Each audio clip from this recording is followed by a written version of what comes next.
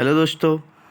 आज हम लोग एम्प्लॉयबिलिटी स्किल्स के कुछ क्वेश्चन करेंगे जो हमारे प्रीवियस ईयर में आए हुए हैं और आने वाले एग्ज़ाम में भी क्वेश्चंस यहीं से बनते हैं।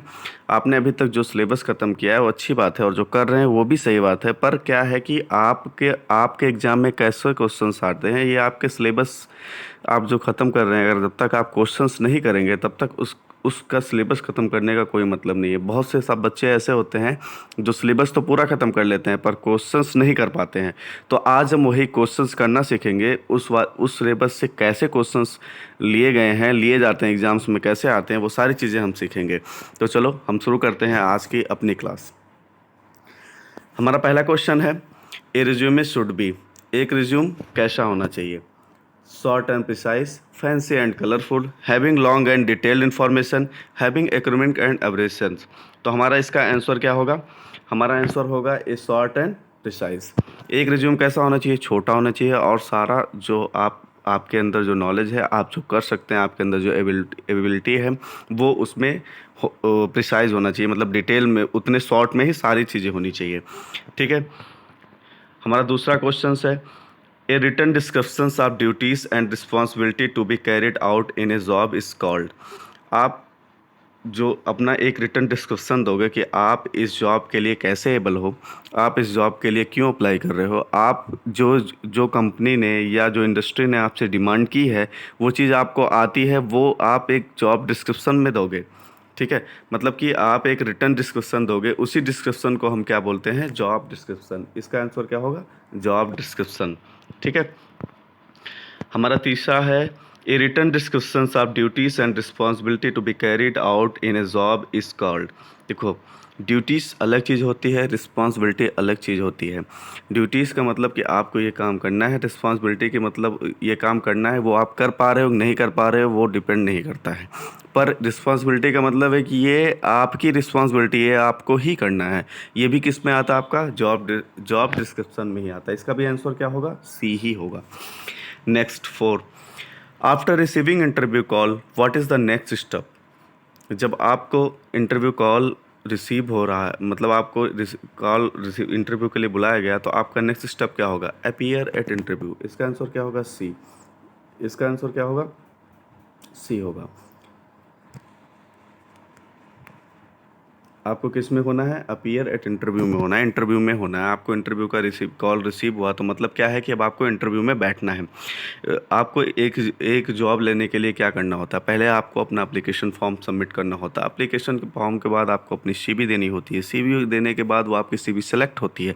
सेलेक्ट होने के बाद आपको इंटरव्यू कॉल आता है। इंटरव्यू कॉल होने के बाद आपको ऑफर लेटर मिलता है। ऑफर लेटर होने के बाद आपको ज्वाइनिंग लेटर मिलता है। फिर आपको 6 मंथ तक आपके सारी चीज़ जैसा जैसा आपने बताया उस तरह से आप काम कर पा रहे हो कि नहीं कर पा रहे हो, फिर आपको परमानेंट बेसिस पे रखा जाता है। ठीक है दोस्तों। तो नेक्स्ट हमारा पांचवा क्वेश्चन है, choose suitable WH word for the given sentence. एक समय सेंटेंस दिया गया है, ऐसे ही आपको एक सेंटेंस दिया हुआ मिलेगा और फिर 4 ऑप्शंस आपको दिए रहेंगे। जैसे एनिमल डू यू लाइक। आप अब इसमें क्या है कि विच एनिमल, विच इसके साथ सही बैठ रहा है नहीं, कि कौन सा एनिमल आपको पसंद है, या वाई एनिमल, क्यों आपको एनिमल पसंद है, वेयर कहाँ एनिमल पसंद है, व्हेन कब। तो इसमें सूटेबल क्या है? विच। विच कैसे है? क्योंकि क्या है, इसका आंसर हमारा विच होगा।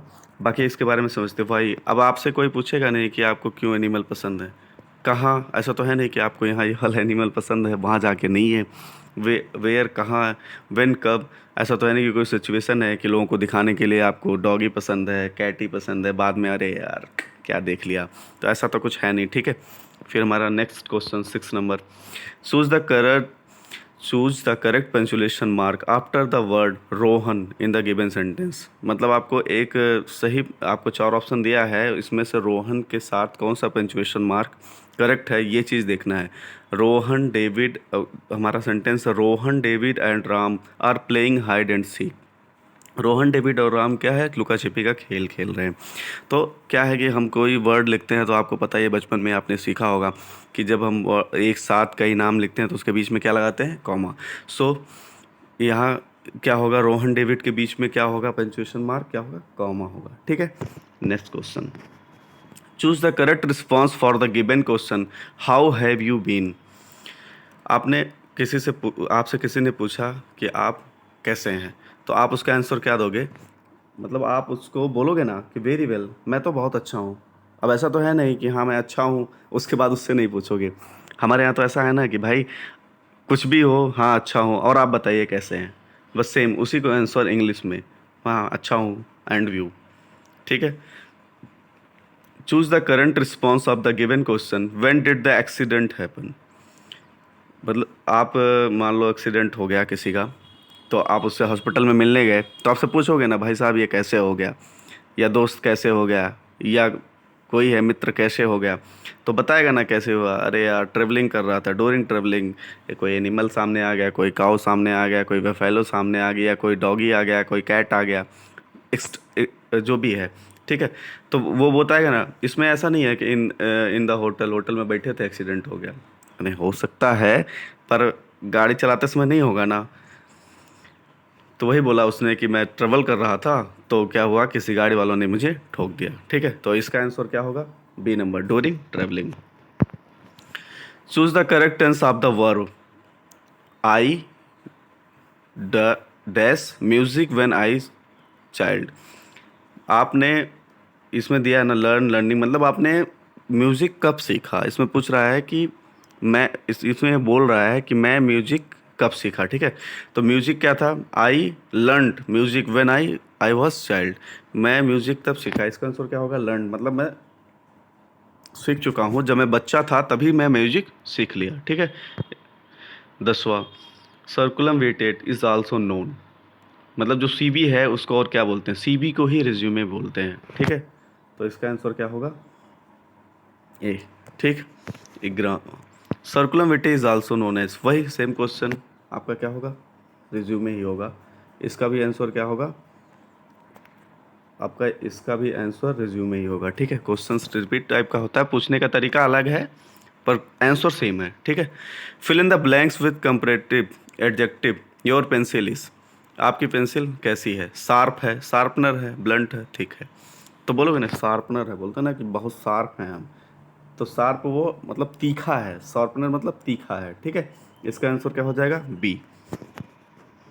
Fill in the blank with correct future tense of the verb, we do the zoo after breakfast.